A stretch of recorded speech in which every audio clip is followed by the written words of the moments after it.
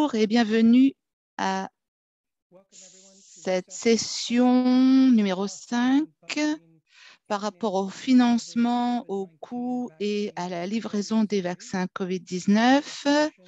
Alors aujourd'hui, nous allons parler de d'où peuvent venir les financements pour les vaccins COVID-19. Ce sujet sera discuté aujourd'hui. Je suis Bruce Struminger et je suis ravie d'être là pour vous dire la bienvenue pour la session d'aujourd'hui. Et je vais parcourir quelques questions pratiques avant que Angela Chen de l'OMS anime notre session. Prochaine diapo, s'il vous plaît.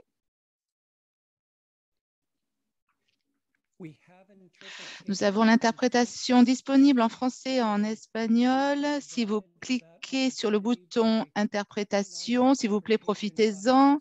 Et ensuite, choisissez la langue qui vous intéresse. Vous pouvez, si vous voulez entendre seulement la langue d'interprétation, cliquez sur mettre sur silencieux l'audio original. Donc, vous pouvez choisir ou bien l'anglais, ou bien l'espagnol, ou bien le français, selon votre choix. Donc, si vous voulez effectivement mettre sur silencieux la voix du podium, eh bien, vous devez cliquer sur Mute, Audio Only. Donc, nous attendons évidemment vos questions aujourd'hui sur le sujet d'aujourd'hui. Donc, s'il vous plaît, mettez vos questions ou commentaires dans le Q&A qui est à côté de l'interprétation. Nous allons surveiller ceci pendant la session, parfois par écrit. Parfois, nous allons répondre oralement dans notre discussion. Si vous avez des problèmes d'informatique, technique, de logistique ou sur le certificat de présence, eh bien, veuillez utiliser la fonction chat. Nous surveillerons le chat. Prochaine diapo. Nous avons aussi une transcription en direct disponible pour l'anglais. Si vous cliquez donc sur Live Transcript, vous aurez donc les sous-titres. Vous pourrez avoir les sous-titres. Si vous voulez cacher ceci, vous devez cliquer sur Cacher. Prochaine diapo. Cette session est enregistrée et votre présence est consensuelle pour l'enregistrement. Merci pour ceci. Nous allons partager ensuite les enregistrements en anglais, en français et en espagnol. Et nous partagerons un lien pour que vous puissiez avoir accès au certificat de présence.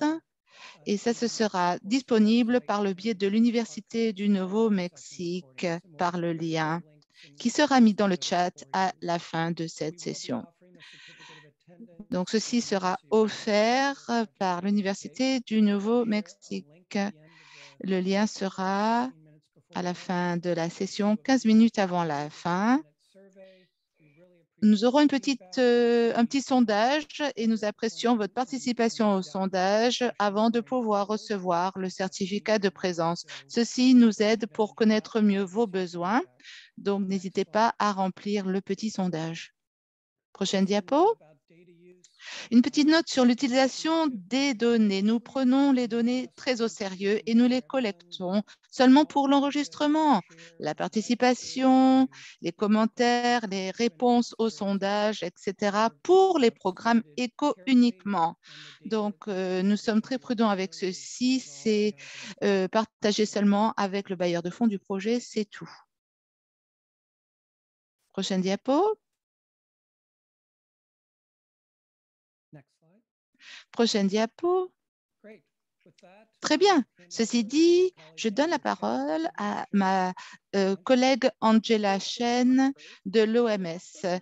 Merci beaucoup. Je vais vous donner quelques annonces et vous allez connaître quel va être l'ordre du jour et les objectifs d'apprentissage. Prochaine diapo.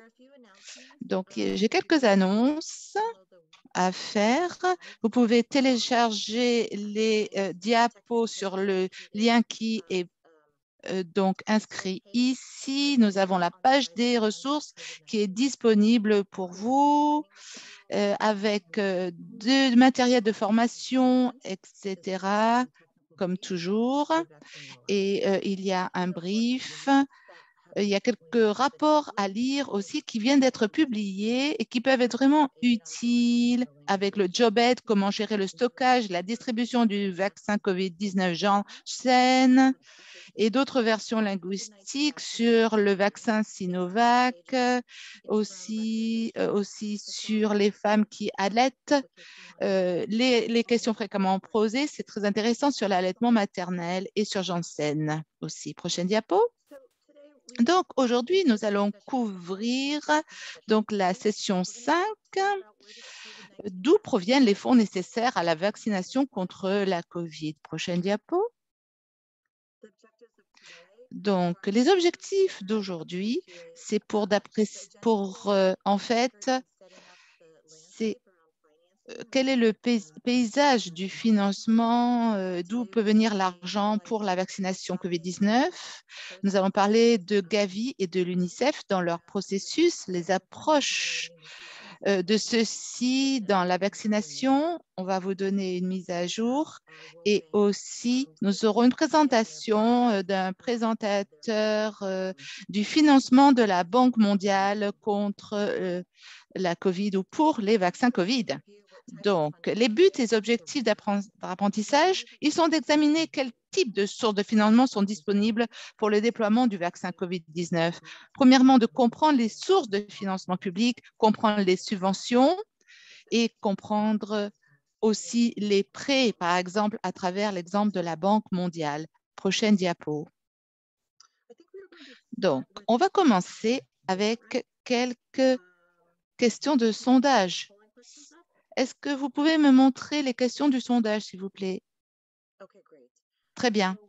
Alors, nous apprécions que vous vous êtes inscrits. Aujourd'hui, nous ne savons pas exactement qui s'est inscrit, donc ces questions de sondage vont nous aider à comprendre qui s'est inscrit aujourd'hui. Question numéro 1. Quelle organisation vous représentez ou pour qui vous travaillez? Le ministère de la Santé, le ministère des Finances, le ministère de la Planification ou le pays, le programme élargi pour l'immunisation, l'OMS, UNICEF, au country office ou au bureau OMS UNICEF ou le siège social ou Gavi ou la banque de développement, une banque de développement, consultant indépendant. Deuxièmement, est-ce que vous avez déjà utilisé le programme CDS COVAX? Oui ou non? Et aussi, est-ce que vous avez utilisé donc ces guides de financement programme CDS COVAX, oui ou non, pour développer votre demande? Numéro 3, est-ce que vous êtes d'accord que toutes les sections dans le programme CDS COVAX sont pertinentes? Oui ou non? Et dernière question, de ceux parmi vous qui représentez un gouvernement, est-ce que vous utilisez les mécanismes de la Banque mondiale, oui ou non? Donc, vous devez voir ces 4 questions maintenant sur votre écran.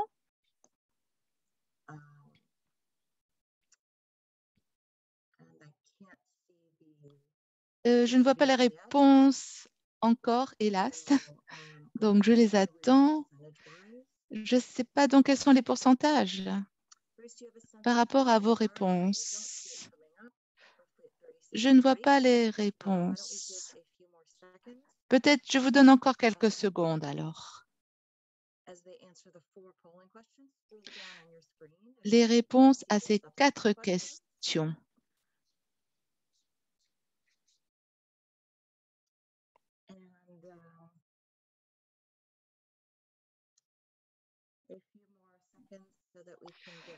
Quelques questions, quelques secondes supplémentaires encore?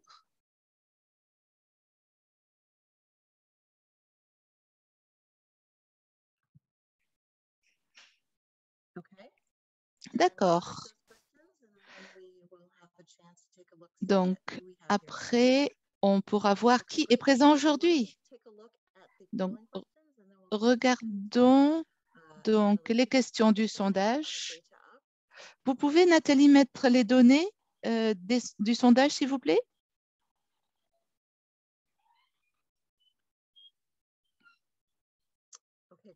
Ah, superbe.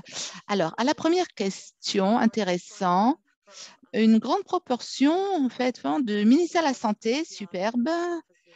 Et puis, je vois 11% de l'EPI, du programme élargi de l'immunisation, 15% de l'OMS, UNICEF, du pays du Bureau national. Personne du siège social de l'OMS, UNICEF. Après, est-ce que vous avez déjà utilisé le programme CDS COVAX? Oui, 41%, non 59%. 3, vous êtes d'accord avec le CDS? 85%, oui. Donc, voici notre première intervenante, Nathalie Van de Mel. Elle va faire démarrer la session avec quelles sont les options de financement pour les vaccins COVID. Merci, Angela. Et bonjour à tout le monde. Bonsoir. Je m'appelle Nathalie Van de Mel. Je travaille pour l'OMS dans le programme d'immunisation. Aujourd'hui, je vais vous parler en tant qu'introduction sur les différentes options de financement pour la vaccination COVID. Je pense que beaucoup d'entre vous, prochaine diapo, en fait, étaient là la semaine dernière pour une présentation. Prochaine diapo, s'il vous plaît, pour la session du budget pour la COVID. Donc, avant de regarder les différentes options de financement, je voulais faire un petit rafraîchissement des différents points que nous avons déjà discutés la semaine dernière. Donc, en fait, comment être frais pour le budget de la vaccination COVID? Les 3 points étaient d'avoir un chiffrage plus robuste du plan réaliste, un plan réaliste qui soit vraiment enraciné dans les prévisions de l'environnement, donc avec des indicateurs pour augmenter le succès de la mise en œuvre du budget. On a parlé aussi de l'importance de votre participation active et du plaidoyer dans la préparation du budget 2022. Effectivement, le plaidoyer est important. Il faut pousser plus vers une participation active. Troisièmement, une surveillance ultérieure et aussi une évaluation ultérieure des dépenses sont très importantes par rapport au PFM. Ça peut vraiment aider les vaccinateurs à avoir accès aux ressources. Prochaine diapo, s'il vous plaît. Prochaine diapo, s'il vous plaît. D'accord.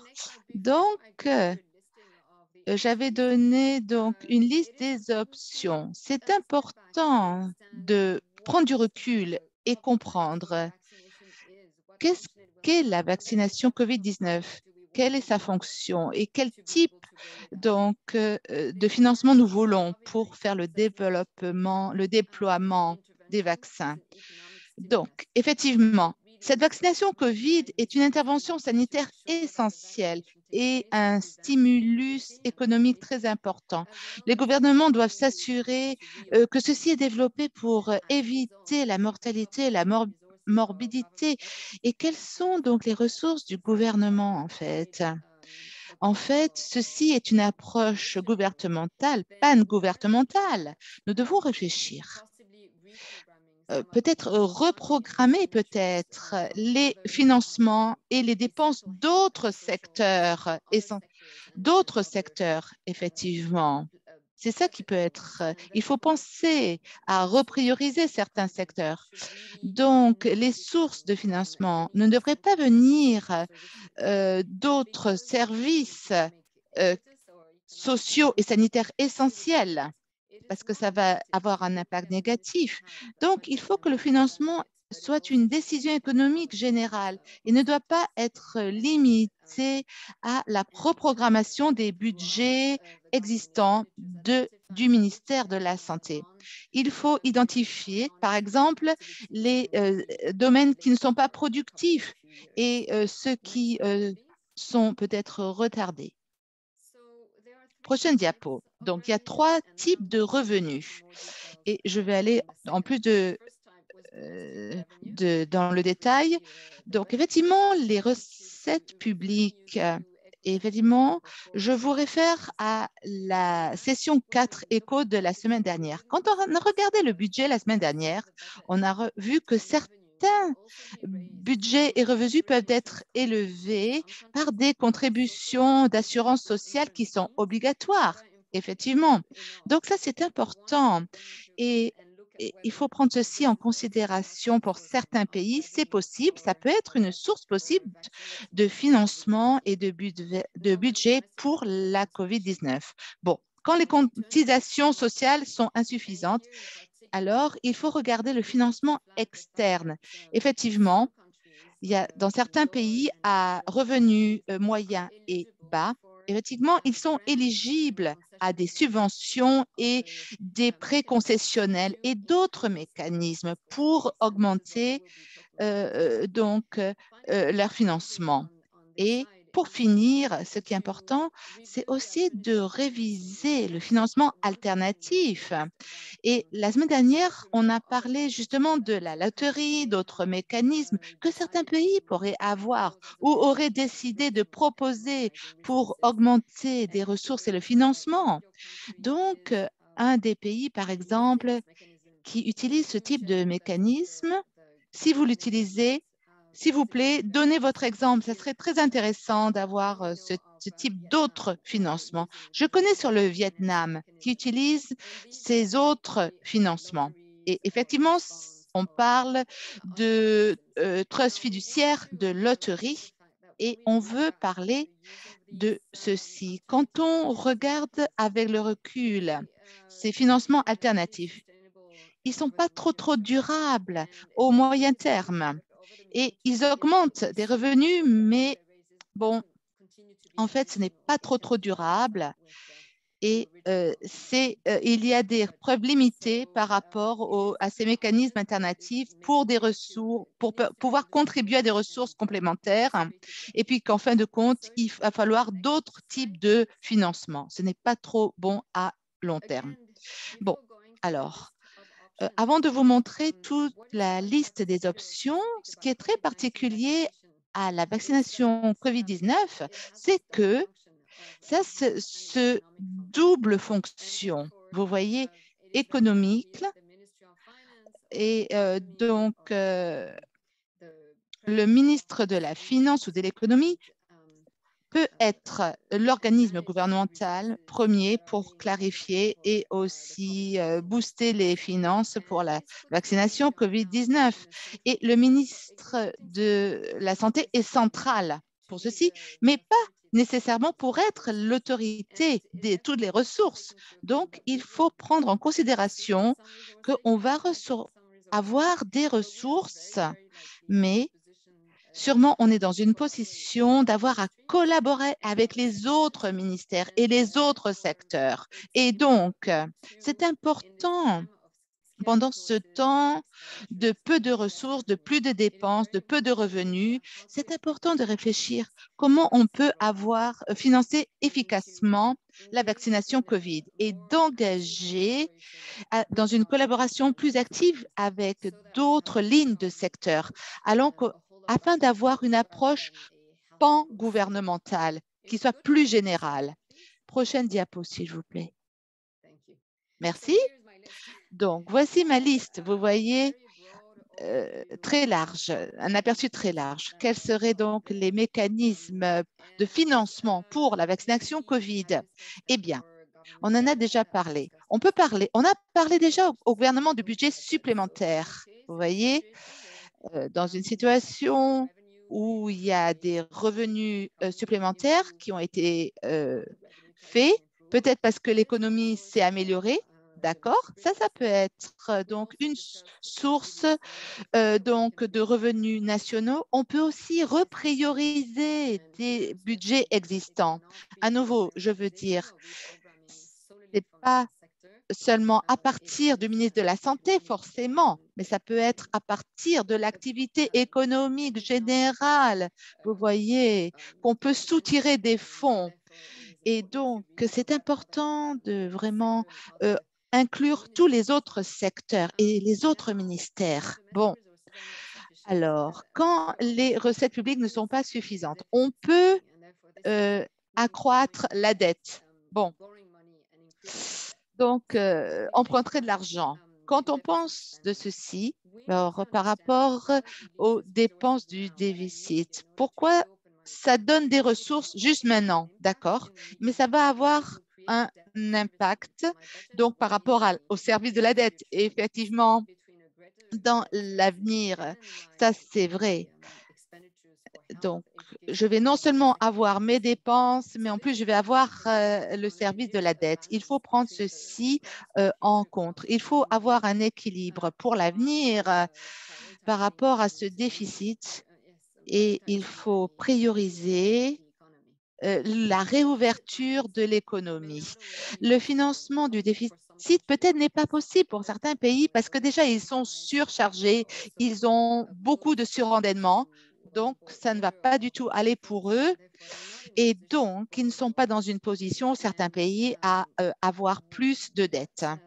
Donc, qu'est-ce qu'ont fait les G7 l'année dernière? Ils ont utilisé la suspension du surendettement, ça veut dire donc annuler le service des dettes pendant un an, donc le reporter et essayer d'avoir donc les paiements beaucoup plus tard pour un an ou dans les années à venir. Ça, c'est ce qui s'est passé pour un an. Donc, essayer de les faire plus tard, ça veut dire que maintenant, ils peuvent utiliser ces pays-là pour la réponse à la COVID. Donc, mes collègues aujourd'hui vont se concentrer sur les prêts concessionnaires et les subventions des partenaires de développement. Je ne veux pas aller trop dans le détail maintenant parce que eux, ils vont couvrir cette section. Mais ce qu'on n'a pas pu avoir pour cette session, c'était donc le FMI, comment donc le DTS peut utiliser ceci, comment les pays peuvent utiliser leurs réserves pour la réponse COVID l'année dernière pour rétablir un équilibre avec la réserve et ce qu'avait le gouvernement pour donc tirer donc de ces droits de DTS, les droits DTS, des droits de tirage spéciaux de fonds monétaires internationaux. Donc, ce n'est pas facile pour certains pays. Il faut canaliser certains de ces DTS pour les banques de développement. Ça, c'est donc une source supplémentaire à considérer. Et j'ai fait un podcast intéressant et je vais vous donner le lien. Prochaine diapo, s'il vous plaît. Merci. OK. Alors, dans la diapo précédente, je vous ai parlé de la charge, de la service de dette. Et ce tableau est sorti d'un rapport de mes collègues dans les finances publié l'année dernière. Vous voyez en bleu foncé, ça c'est la part des dépenses publiques pour la santé. Pour le bleu clair au-dessus, ça c'est pour le service de la dette. C'est intéressant de voir que peu à peu, c'est presque équivalent combien le gouvernement dépense pour la santé. C'est pareil qu'il va mettre le gouvernement pour le service de la dette. Vous voyez, donc ça vous montre quand on emprunte de l'argent ce que ça représente pour les dépenses gouvernementales futures. Prochaine diapo, s'il vous plaît.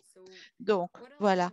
Qu'est-ce qu'on peut faire d'autre? Puisque, effectivement, sans comprendre, si on comprend ces différentes options, ce qui est important, c'est en fait à regarder la charge et comment on peut faire une repriorisation pour vraiment augmenter l'utilisation des ressources et aussi de regarder une sorte de processus de cartographie, de surveillance d'un système bien clair et regarder vraiment, surveiller comment les ressources ont été reprogrammées. C'est très important. Et en fait, la charge de la réponse pour la vaccination COVID-19, c'est très important. Et toutes ces différentes options pour le financement de la COVID doivent être considérées ensemble. Ce n'est pas suffisant de utiliser seulement une option de financement pour la COVID, mais il faut regarder tout ceci ensemble. Donc, dans le gouvernement, il faut augmenter la préparation et aussi les partenaires et le gouvernement doivent collaborer ensemble. Donc, je ne sais pas s'il y a des personnes de l'OMS ici qui peuvent donner des commentaires là-dessus aujourd'hui dans le chat.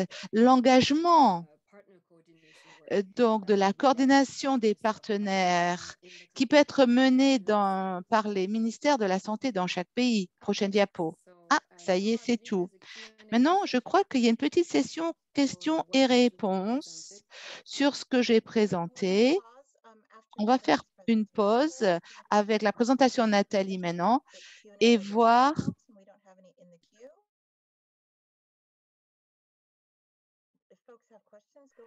Si vous avez des questions, s'il vous plaît, mettez-les dans le chat. Écrivez-les dans le chat. Nathalie, est-ce qu'il y a des questions? Non, de l'enregistrement? Non. Mais en tout cas, je peux y répondre en ligne. Merci beaucoup.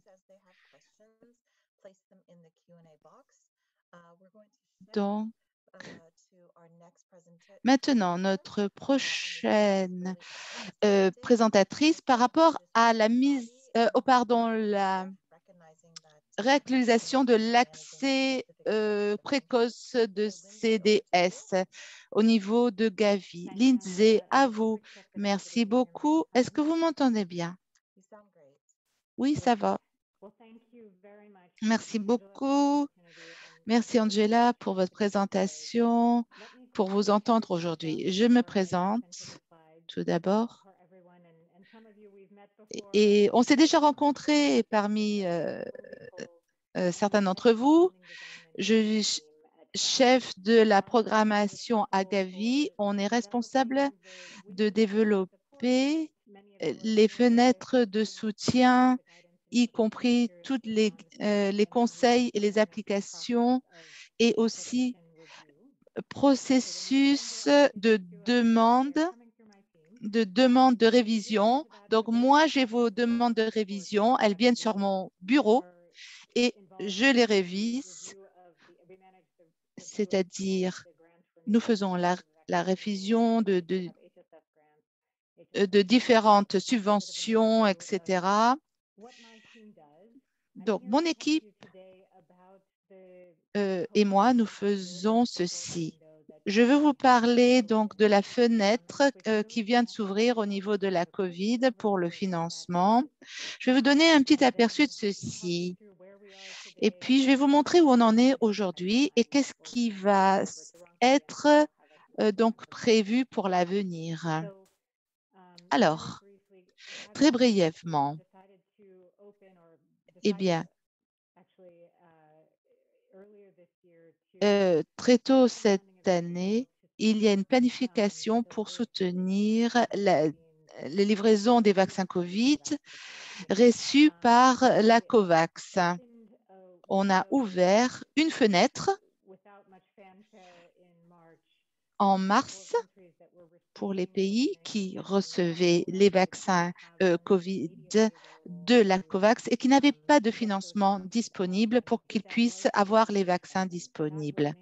Ceci, ça a été pour les pays qui avaient des subventions Gavi existantes et qui avaient besoin de reprogrammer ces financements ou ces fonds et qui avaient donc du cash disponible tout de suite pour les vaccins COVID. En attendant, on a reçu des projets généreux de bailleurs de fonds. On a à peu près 850 millions de dollars pour le soutien jusqu'à 2022. Donc, ce qu'on a fait avec ceci, c'est ouvrir une fenêtre de livraison plus importante. On a commencé en juillet de cette année, vous le savez, je pense, c'est-à-dire donc une fenêtre d'accès précoce. Et si vous faites partie de cette facilité COVAX, eh bien, vous pourrez avoir ceci. Nous avons 89 participants dans cette facilité et nous gérons ceci et 80 pays donc sont éligibles pour cette demande. Il faut notifier le montant de financement qu'ils peuvent accéder dans cette fenêtre. Et donc, c'est bien par rapport au bridge funding, comme on l'appelle, plutôt dans l'année pour la reprogrammation. Beaucoup de pays ont parcouru ceci et ont profité de cette fenêtre. Le processus est assez simple, je dois le dire, mais l'idée, c'était avec ce bridge funding, dans les prochains mois, c'est d'avoir des financements pour les différentes facilités, installations, et pour échelonner et essayer de combler les besoins.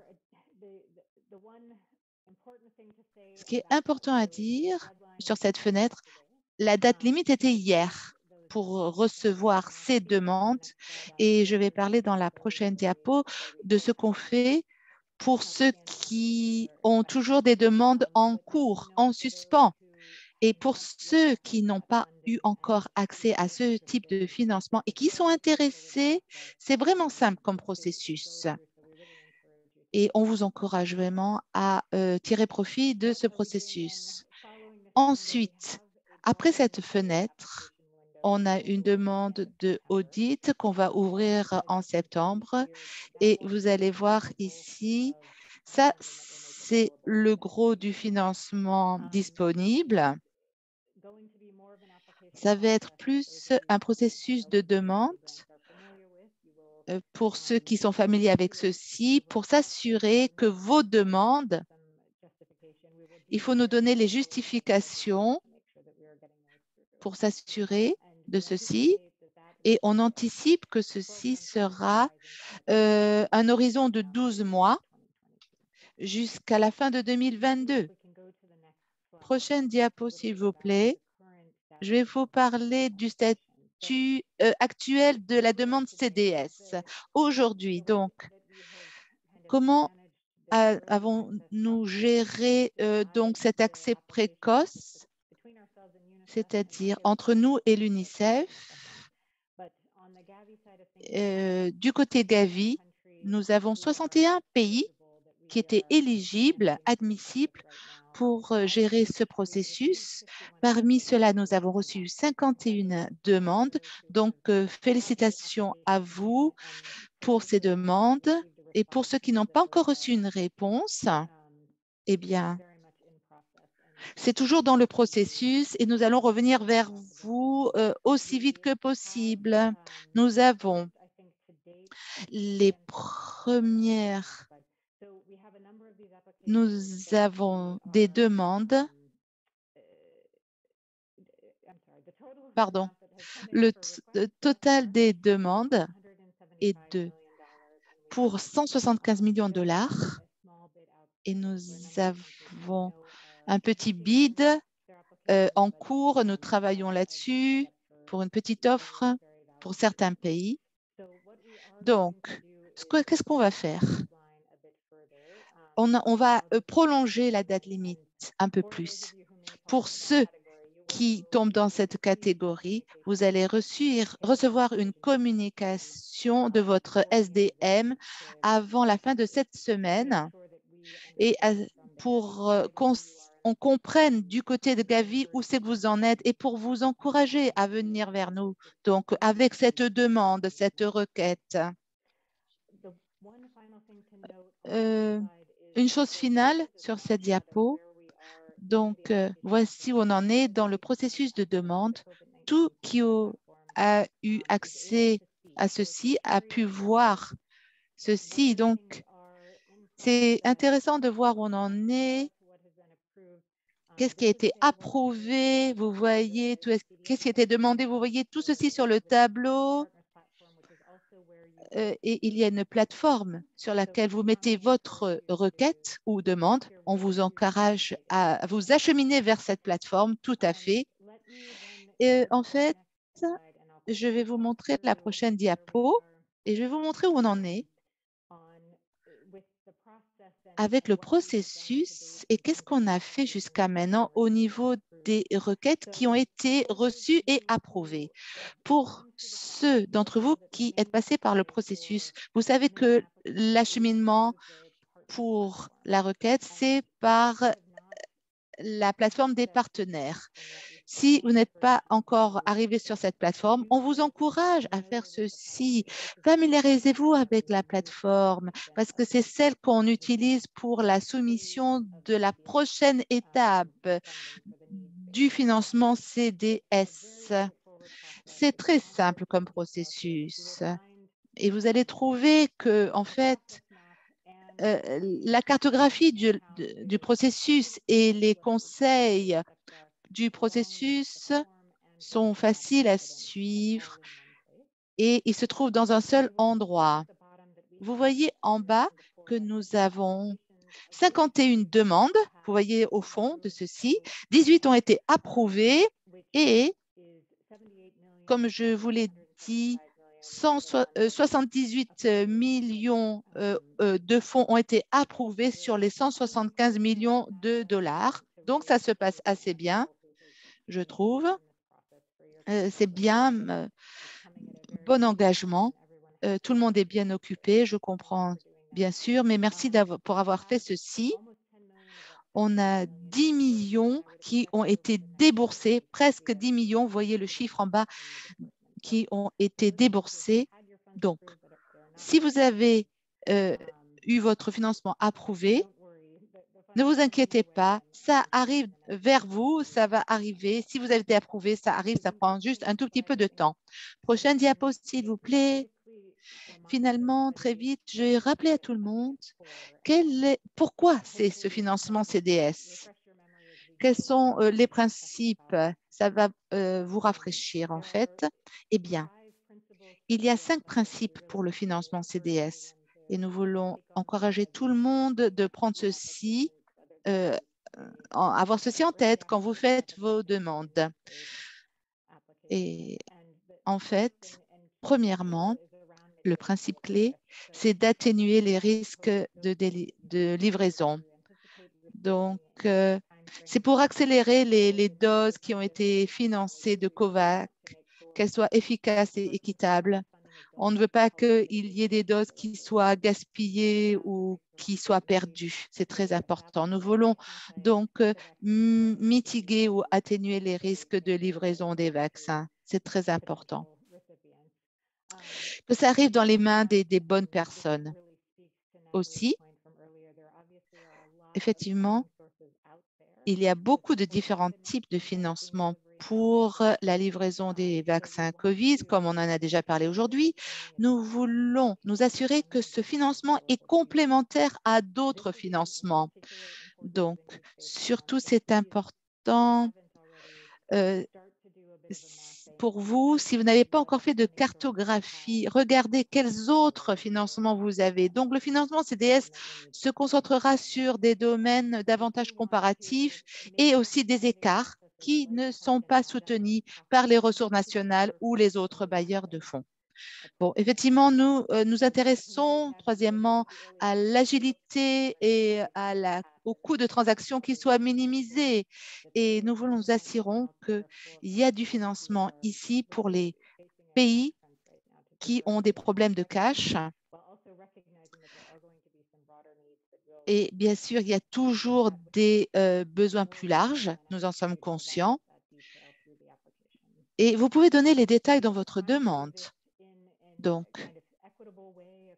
nous essayons de faire ceci d'une manière égalitaire, avoir une égalité des opportunités. Donc, tous les pays AMC peuvent avoir accès à ces financements qui sont basés sur les différents besoins. Nous voulons nous assurer que vous, par le développement de votre programmation, regardez quelles sont les activités qui sont en grand besoin, par exemple. Et le cinquième principe, c'est les partenariats qui doivent s'élargir. Donc, tout l'éventail des partenariats nationaux devrait être engagé dans la conception et la mise en œuvre du financement en CDC, y compris des organisations internationales, des ONG internationales. Donc, ce n'est pas limité seulement à certaines organisations, c'est aussi pour les organisations de la société civile et d'autres partenaires locaux. Et vous devez être bien préparés pour le futur, pour les prochains mois. Ceci dit, prochaine diapo qui sera ma dernière diapo. Donc, je vous donne une idée de notre calendrier. J'ai déjà parlé pour les pays qui ont raté la date limite du 1er septembre. Nous allons l'étendre tout à fait, cette date limite. Et je vous encourage tous à venir dans la prochaine semaine, les 2 prochaines semaines, pour faire les requêtes, les demandes. À la fin de septembre, nous allons lancer donc la nouvelle fenêtre d'accès avec les nouveaux matériaux. Et puis à partir d'octobre, on va commencer à accepter les demandes pour des fonds CDS complémentaires. Et ceci est basé sur les besoins. Donc, comment vous pouvez maintenant vous préparer? Vous devez actualiser la NDVP de COVID-19. Il y a des publications OMS et UNICEF en juin. Et ça, c'est très bien à lire. Vous voyez, par rapport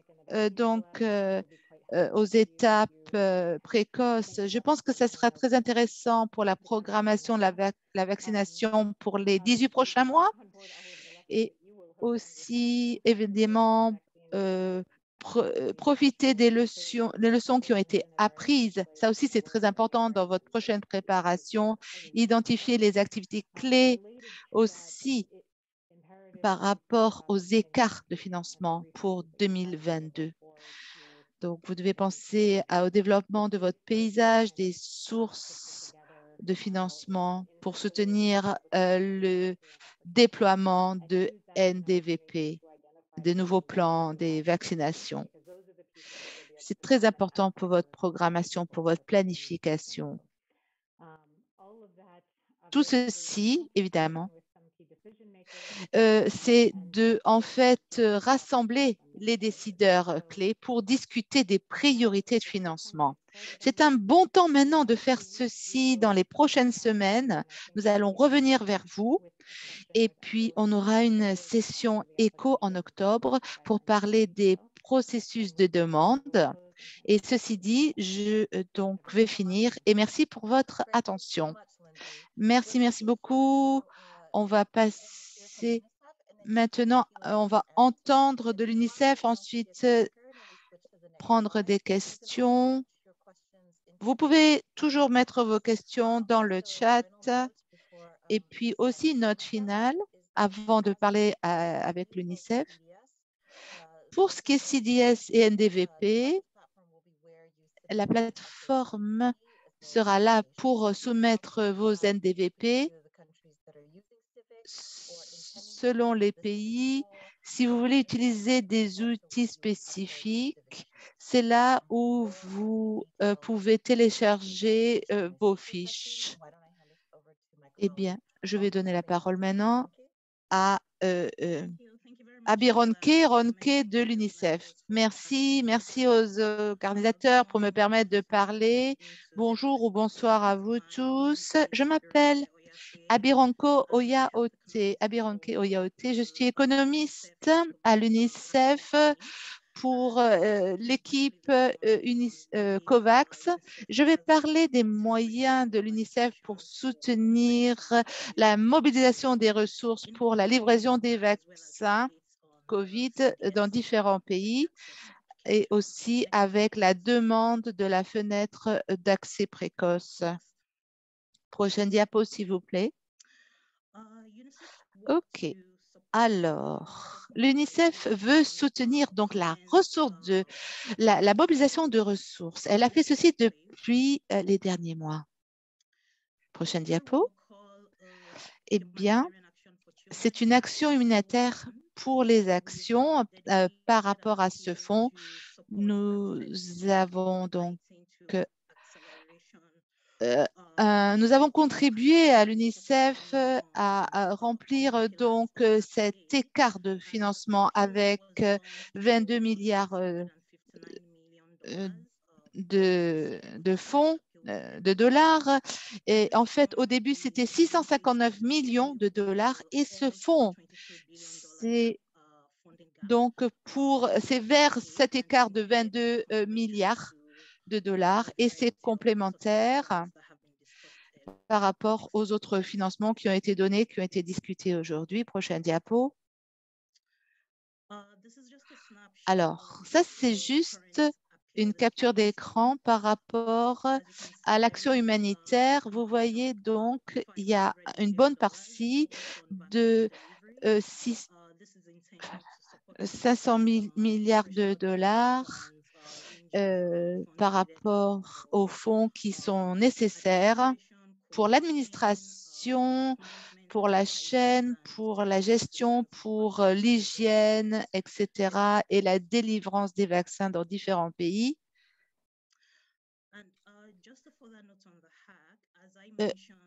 Donc, des 650 millions de cet appel, eh bien, 7%, c'est dédié au pilier vaccin. On a eu plusieurs bailleurs de fonds pour cet appel qui sont intervenus. On l'a fait par l'UNICEF. Donc, parmi les financements qui ont contribué à cet appel particulier, c'est le fonds allemand par Gavi et comment l'UNICEF peut soutenir la livraison des vaccins, je vais en parler, et aussi avec l'Alliance des vaccins, Vaccine Alliance. Prochaine diapo. Donc, ça, c'est une capture d'écran sur la demande d'accès au CDS, comme j'en ai parlé, la fenêtre d'accès est précoce. Les pays sont informés, donc il y a des enveloppes de financement au départ et des conseils. Et donc ensuite, on passe au développement de la demande dans les pays et les gouvernements auront besoin de ceci pour faire leur demande et aller sur la plateforme avec tous les partenaires. Les pays doivent télécharger la demande par la plateforme des partenaires et à partir de ceci, on fait le dépistage et les vérifications de qualité, la révision de la demande. Si ça marche bien, si c'est accepté avec le contrôle de qualité bien, si ça ne va pas, on aura des questions et on revient vers le pays pour des informations supplémentaires. Et puis, si tout va bien, on va resoumettre la demande avec des clarifications.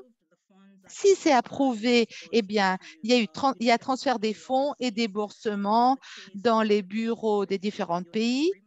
Et puis, effectivement, il y a le déboursement dans les pays et la mise en œuvre par les mécanismes pour la mise en œuvre. Une fois que les fonds sont déboursés, eh bien, il va y avoir des processus nationaux dans chaque pays avec l'UNICEF en collaboration avec le siège social de l'UNICEF.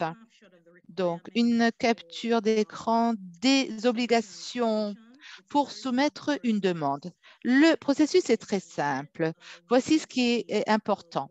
Tout d'abord, un PDF sur la demande de financement et l'autre, c'est un template d'Excel, un modèle pour soutenir les pays qui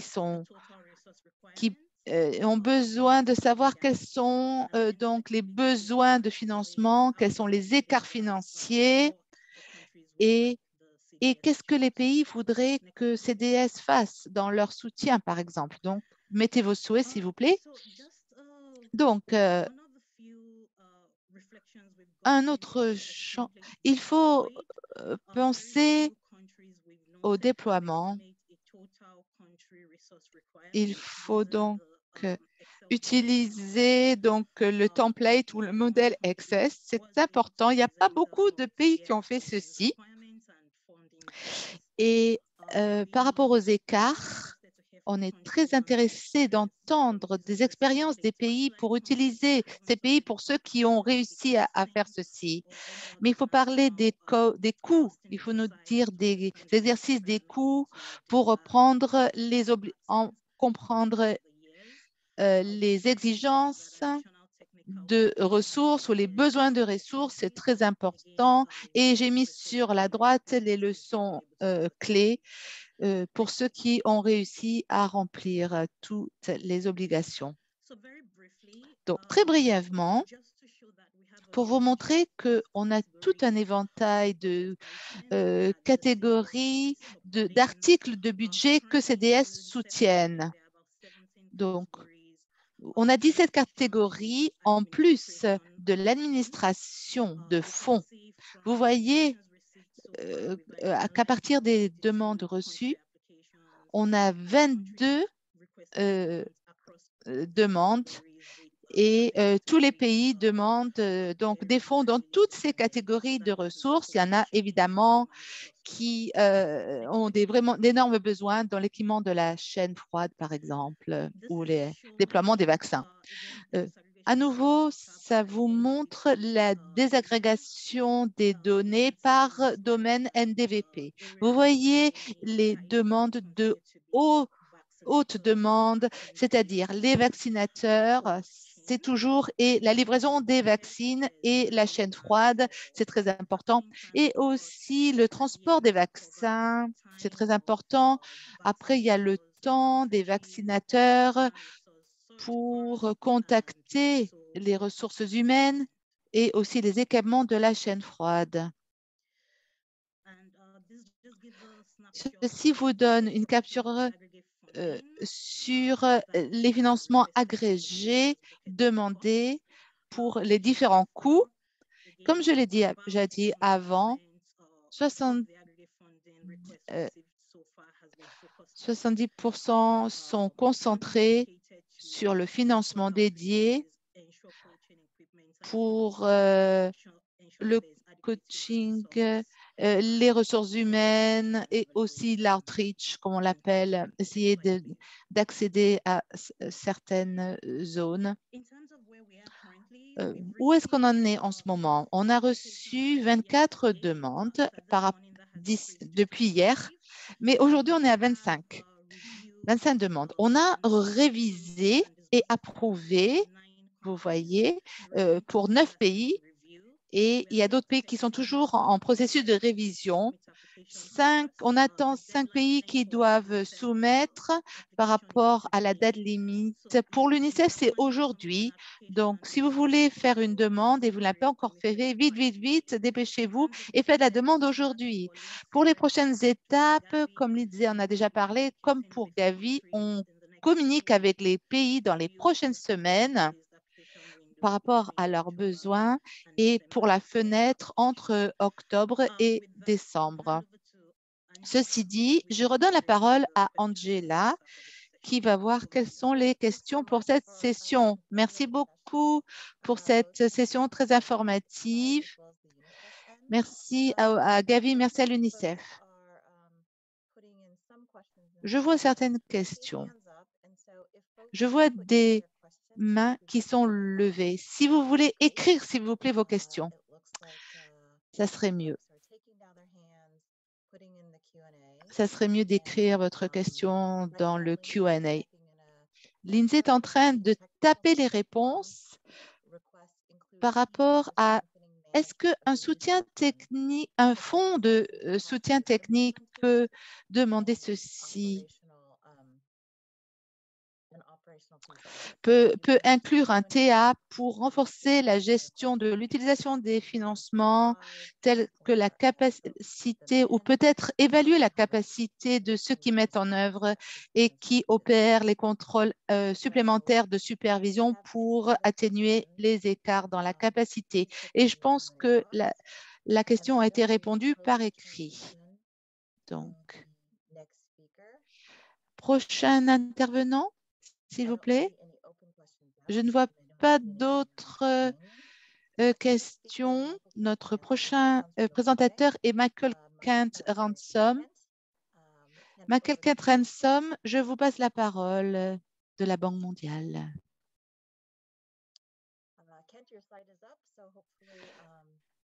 Donc, Michael Kent Ransom, vous avez la parole. Merci beaucoup. J'espère que vous pouvez m'entendre. Je suis un économiste senior avec la Banque mondiale. Mon rôle, ça a été de faire la liaison entre la Banque mondiale et Gavi et COVAX depuis les 18 derniers mois. Et aussi, je travaille avec l'équipe de Tadjikistan et je vais parler un petit peu du Tadjikistan dans ma présentation. Prochaine diapo, s'il vous plaît. Donc, effectivement, le groupe de la Banque mondiale a été fondé en 1944 pour soutenir la reconstruction après la Deuxième Guerre mondiale. Il y a deux rôles, en fait, à la Banque mondiale. C'est de finir, d'éliminer la pauvreté extrême pour réduire, en fait, à 3% la part de la population mondiale qui vit dans la pauvreté extrême. Et effectivement, en 1990, énormément de personnes vivaient avec moins de $1,90. Mais on a réussi vraiment à réduire ces chiffres d'extrême pauvreté. En fait, on arrive à 3%. On essaye d'aller au-dessous de ce seuil de pauvreté extrême. Hélas, à cause de la COVID, la COVID menace à nouveau ce chiffre. Et il y a peut-être sûrement beaucoup de personnes d'ici 2021 qui vont souffrir des problèmes de la COVID. Donc, nous voulons adresser ces deux but, c'est-à-dire de finir la pauvreté extrême et de promouvoir la prospérité partagée en essayant d'accroître les revenus des 40% des personnes dans le monde qui sont les plus pauvres. Donc, nous voulons essayer d'avoir donc des crédits ou des prêts, des subventions aux pays les plus pauvres. Et je vais me concentrer plus spécifiquement sur l'IBRD, mais aussi l'IDA, mais aussi dans le secteur privé, il y a l'IFC et l'assurance MIGA. Et aussi, MIGA, effectivement, c'est une agence qui donne des garanties contre les pertes pour les investisseurs dans des pays à revenus bas ou moyens. Prochaine diapo, s'il vous plaît. Prochaine diapo. Donc, le groupe de la Banque mondiale a déployé plus de 157 milliards de dollars pour lutter contre les impacts sanitaires, économiques et sociaux de la pandémie de COVID-19 au cours des 15 derniers mois entre avril 2020 et juin 2021. Il s'agit de la réponse à la crise la plus importante de toute période de ce type dans l'histoire du groupe de la banque. Et je vais me concentrer sur IDA et sur IBRD. Et vous voyez cet aperçu.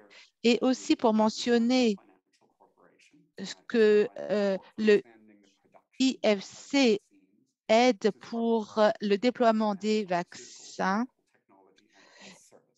Et ça, c'est par les secteurs sanitaires pour la réponse à la COVID. Je ne vais pas plus dire sur IFC ou MIGA. Je vais me concentrer plus sur les subventions et les prêts pour les développé, surtout pour la réponse dans le système sanitaire. Prochaine diapo. Alors, ceci vous montre que dans le GBM, nous travaillons sur la réponse COVID avec des partenariats pour soutenir les pays à revenus bas et moyens. On fait le partenariat avec le secteur privé par des négociations. Ça, c'est l'OMS et puis aussi les partenaires bailleurs de fonds pour soutenir le financement et pour le déploiement des vaccins.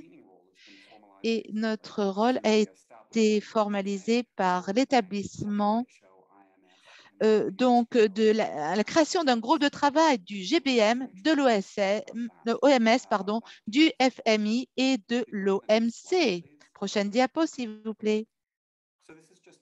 Voilà, voici les deux qui illustrent que la banque soutient, dans son soutien, c'est un continuum avec l'IDA et l'IBRD. OK. Donc, sur la gauche, l'éligibilité, ça dépend donc des revenus nationaux par rapport du produit brut de chaque pays et aussi donc le seuil 125 $ par tête. Ça, c'est le seuil. Et aussi, on essaye de soutenir des petits pays ou des îles qui ont vraiment des problèmes dans leur financement. Certains pays comme le Nigeria et le Tadjikistan sont admissibles et aussi pour des IBRD. Et aussi, il y a un type de blend, de type mélangé aussi qui est possible. Donc, sur la gauche, vous avez effectivement pour notre année fiscale 2020-2023, nous avons 74 pays qui sont admissibles, d'accord? Et le fonds pour ces 3 ans disponible est de 82 milliards de dollars. OK? Ceux qui sont dans le cadre de l'IDA, l'Association du développement international. OK. Donc, ce sont des crédits.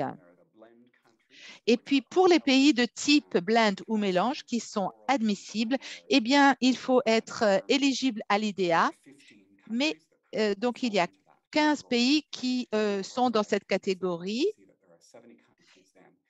Et du côté droit, il y a 70 pays qui sont éligibles pour le financement de l'IBRD.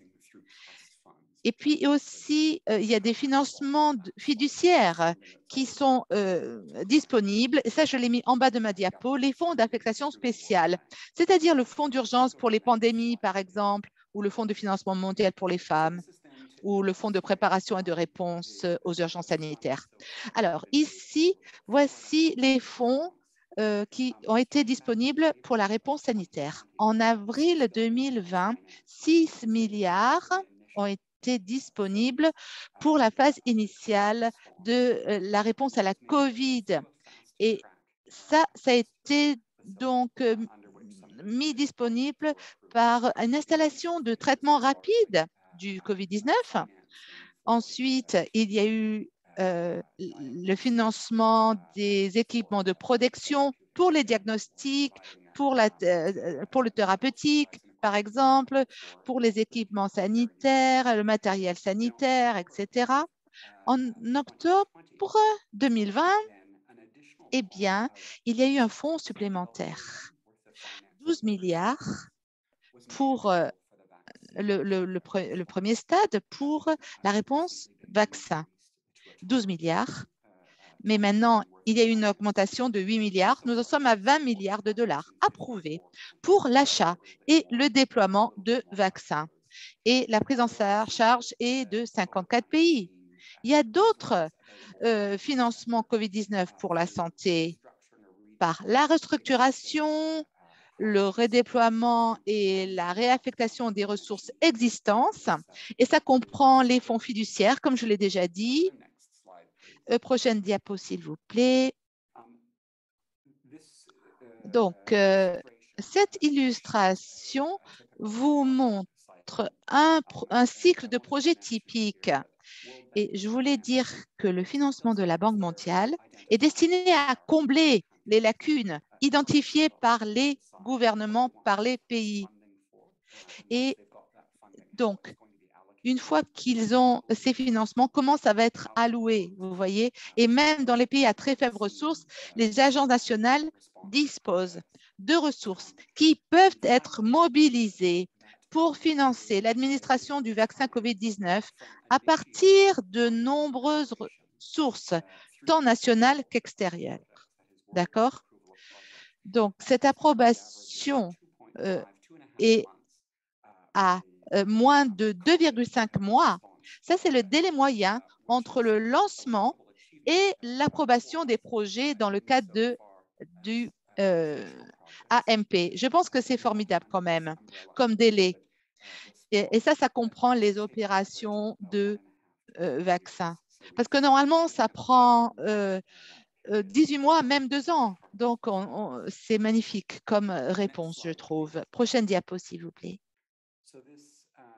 Alors, ici, vous voyez 54 pays jusqu'à maintenant qui ont bénéficié de la réponse vaccin, de ces opérations sur toutes les régions.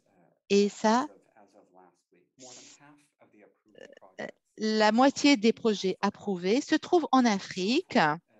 Jusqu'à maintenant, 20 milliards de ressources, 4,6 milliards de dollars ont été approuvés pour les projets, ainsi que 1,6 milliard approuvés pour les ressources qui sont vraiment en cours et on pense qu'ils vont être approuvés en octobre de cette année-ci.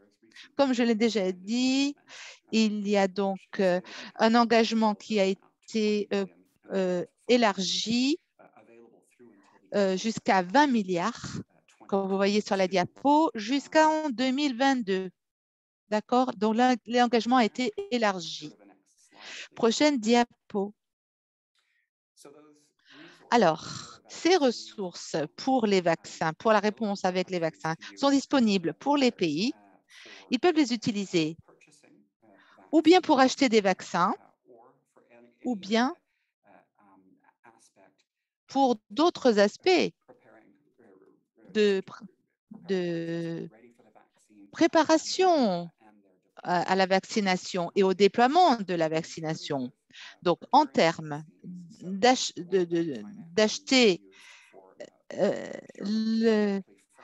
les vaccins, eh bien, la Banque mondiale est impliquée là-dedans dans le cadre du mécanisme de partage des coûts de la garantie de marché ou AMC COVAX. Donc, nous avons un nouveau mécanisme de partage des coûts de la garantie de marché ou AMC COVAX que les pays peuvent utiliser pour acheter des vaccins. Ça, c'est depuis le 1er juillet. Et cet arrange a été finalisé dans les 2 derniers mois. Donc, il y a 9 pays qui achètent certains Moderna par le COVAX et par exemple, Sinopharm a été acheté par COVAX. Prochaine diapo, s'il vous plaît. Alors, effectivement, il y a un mécanisme régional d'achat avec l'Union africaine. Donc, ça, c'est très intéressant. Il y a un financement de la Banque mondiale qui peut être utilisé pour soutenir ce mécanisme d'achat. Donc, il y a plusieurs pays qui ont demandé 220 millions de doses de vaccins COVID-19 à injection unique de J&J qui ont été négociées avec une option de 180 millions de doses supplémentaires. Vous voyez? par COVAX et des donations par COVAX. Et les vaccins ont été achetés par COVAX ou par des arrangements collatéraux. Prochaine diapo, s'il vous plaît. Alors, 2 ou 3 diapos pour vous donner une idée comment les financements sont partagés, par exemple, avec les achats de vaccins, les déploiements. Ensuite, justement, quels sont les investissements des pays au niveau des déploiements. Le Tadjikistan, parce que je travaille pas mal là-dessus avec mon équipe, justement, eh bien, le projet là-bas a été approuvé pour 8,6 millions de dollars, approuvé en février 2021. Donc, on a préparé ceci. On a pensé que 2/3 du financement serait pour l'achat des vaccins et puis le reste, ça serait pour le déploiement. Mais il y a eu des partages de coûts qui ont été exigés. Du coup, c'était plus qu'il avait été estimé. Et en fait, 83% du projet a été déboursé pour l'achat de vaccins par le biais du partage des coûts COVAX. Et puis, 1,5% qui n'a pas encore été alloué. Et vous voyez ceci sur la droite, sur ma diapo. D'accord? Ça, c'était donc les moments forts du projet. Et pour les 54 pays, tout ceci a été publié pour montrer comment le budget a été partagé. Et cette diapo illustre en fait les chiffres qui ont été budgétés, d'accord? Et donc, vous savez, le financement de la Banque mondiale, en fait, est très flexible et c'est ceci que ça montre. Comme ça, les pays, ils peuvent facilement réallouer selon la réponse de la vaccination, la réponse COVID. Et grâce à ce que je vous ai déjà expliqué ce mécanisme de fast track, donc d'action rapide. Voici un aperçu d'approbation, d'opérations et de projets approuvés dans plusieurs pays. Pour le Bangladesh, qui a reçu 500 millions de dollars de prêts concessionnels. Bangladesh veut l'utiliser. Au début, pour la planification, il voulait utiliser 20% pour le déploiement. Vous voyez ce qui a été planifié aussi pour renforcer la chaîne foudre, les transports des vaccins à l'intérieur du pays, évidemment, et d'autres coûts opérationnels. L'Indonésie a reçu 500 millions de dollars comme prêt et planifie d'utiliser pas seulement pour les vaccins, mais pour le déploiement des vaccins et pour le renforcement des systèmes sanitaires. Et vous voyez, c'est très intéressant de voir, ils veulent utiliser pour la chaîne d'approvisionnement, pour la logistique, etc. La Côte d'Ivoire, comme le Bangladesh, en fait, ont eu un prêt concessionnel de l'IDA avec 100 milliards pour utiliser de 2/3 d'achat et 1/3 pour le déploiement des vaccins. Vous voyez, ils ont décidé de faire ceci. Et vous voyez quelques activités qu'ils avaient anticipées dans ce financement. Prochaine diapo, s'il vous plaît. Donc, nous continuons à travailler avec les pays pour assurer qu'ils ont les ressources appropriées pour les achats des vaccins, pour le déploiement des vaccins. Et je voulais juste montrer rapidement sur la droite, vous voyez que en ce moment, 51% des pays ça a été dépensé. Donc, la moitié des ressources, c'était pour des achats de vaccins. 30% ont été utilisés pour le déploiement et renforcement des activités et 19%, c'est pour d'autres activités. Des fois, ce sont des activités très directement liées au déploiement, par exemple aux équipements de protection, au diagnostic, donc utilisés pour les professionnels de la santé. Prochaine diapo, s'il vous plaît. Donc, certains d'entre vous représentent les ministères de la Santé dans vos pays, j'imagine. Vous êtes des pays clients et la Banque mondiale répond aux demandes de financement des pays clients avec les différentes équipes dans chaque pays. Je voulais souligner ici les partenaires au-delà des pays, voyez, et ce qu'ils peuvent faire. Nous nous appuyons sur des partenaires et d'autres pour soutenir les pays dans l'élaboration de plans nationaux de déploiement et de vaccination et de réviser ceci, bien sûr, en tant que ligne directrice, par exemple l'OMS. Quel pourcentage de population doit être vaccinée, par exemple? Ceci doit peut-être va changer. Nous nous appuyons sur des partenaires qui donnent des assistances techniques pour l'avantage comparatif. Ça, c'est intéressant avec l'UNICEF. Ils ont fait ceci par leurs investissements CDS en particulier, surtout dans la chaîne froide.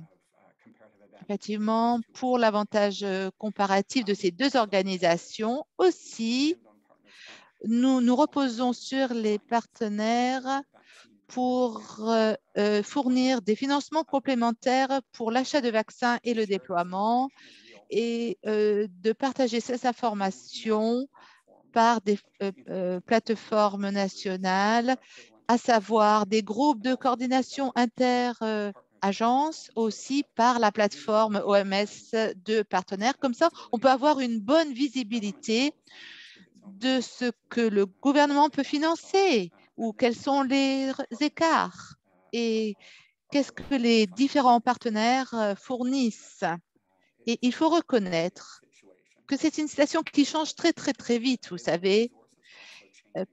Les ressources changent aussi de mois après mois. Donc, en fait, c'est une discussion qui se passe en temps réel, vous voyez, autour de la table.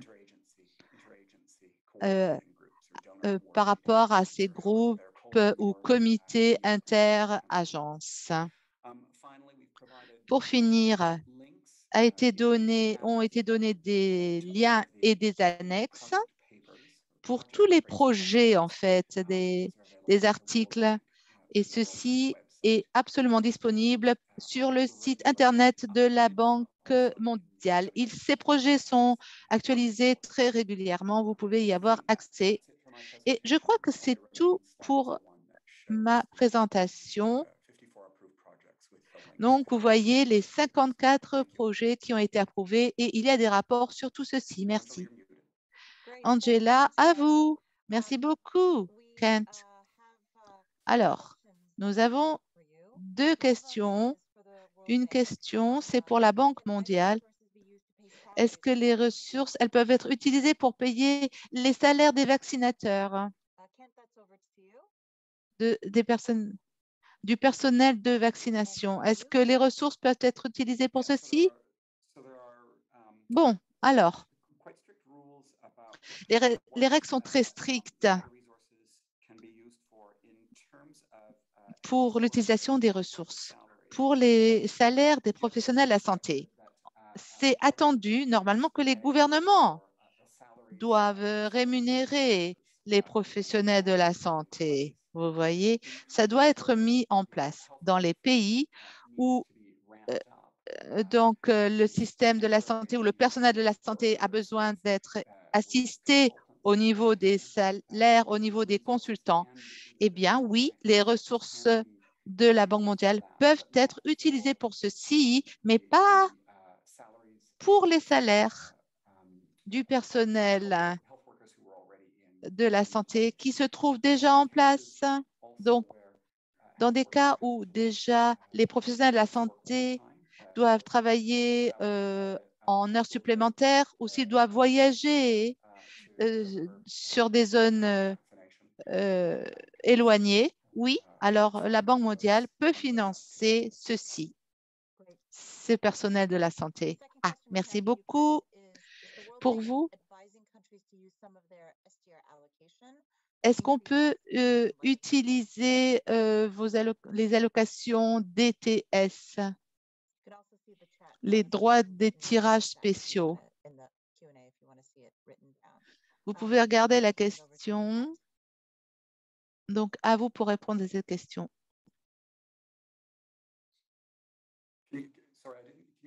Pardon, votre son est mauvais, j'entends mal.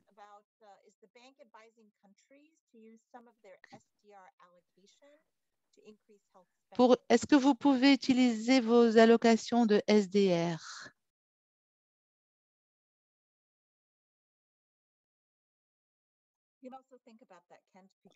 Réfléchissez à ceci, évidemment, Kent.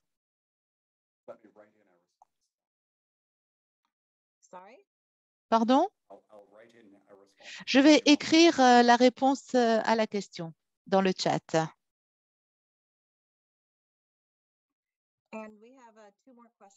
Deux autres questions pour vous.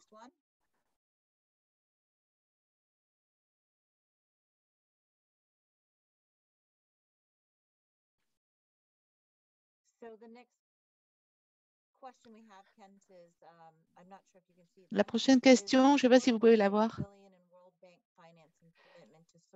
Les 4,6 milliards, est-ce que les fonds peuvent être déboursés dans les pays qui ont reçu l'approbation d'ici la fin juillet?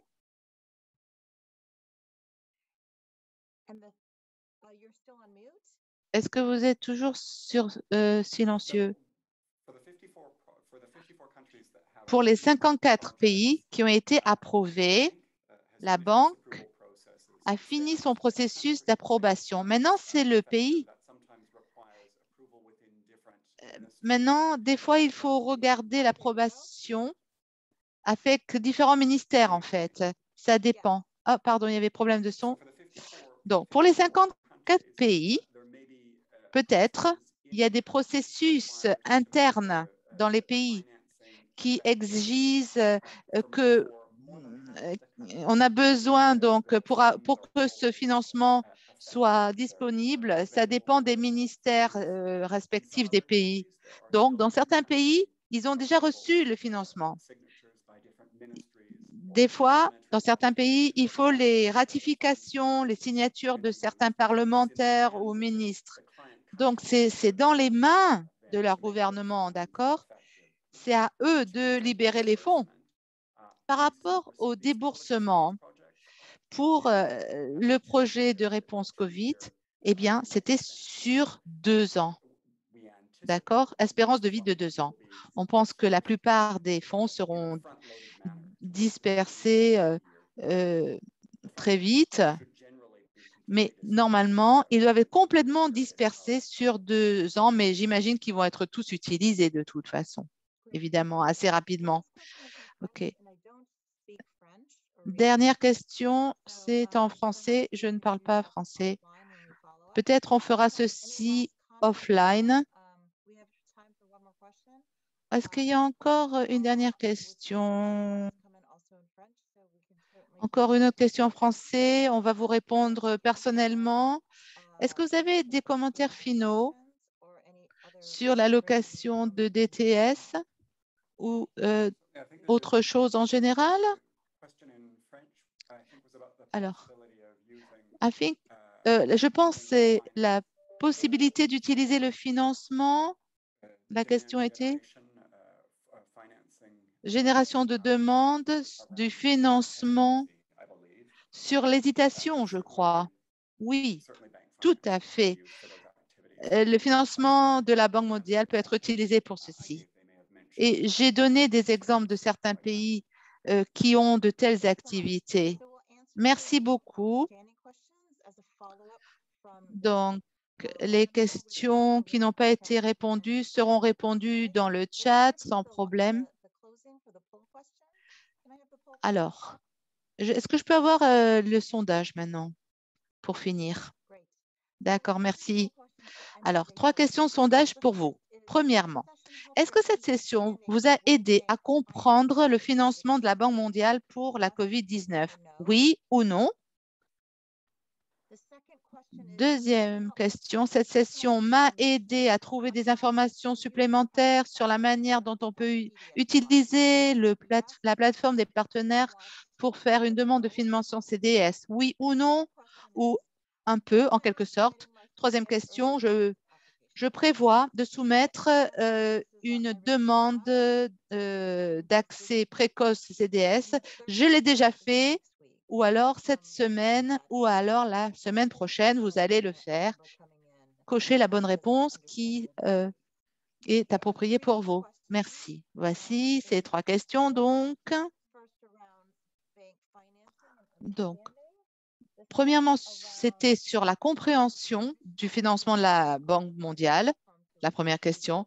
Deuxièmement, est-ce que ça vous a aidé, cette session? Et troisièmement, quels sont vos plans donc, pour soumettre une demande d'accès précoce CDS? J'attends les résultats maintenant alors que nous allons clôturer cette session.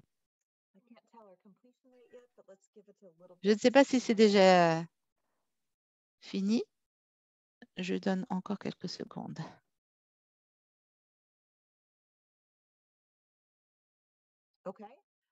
D'accord.